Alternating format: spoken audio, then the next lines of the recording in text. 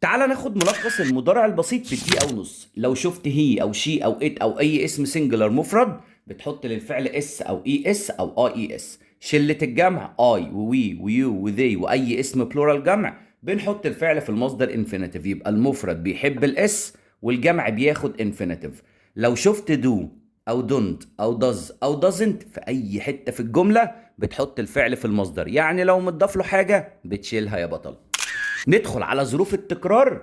always و usually و often و sometimes و rarely و never.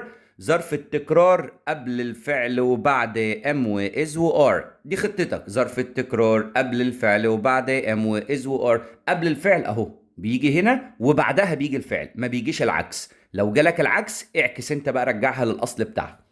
always play او plays مثلا. طيب هنا ليه play او plays؟ play لو الفاعل جمع وبلايز لو الفاعل مفرد، يعني الفعل كده كده بيتغير على حسب الفاعل اللي موجود في بداية الجملة.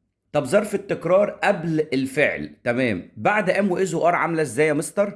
ادي ظرف التكرار بعد ام واز وار، ادي ام واز وار بيجي بعدهم على طول am always مثلا، is usually is often are sometimes. وبكده يا بطل المضارع البسيط بقى في جيبك.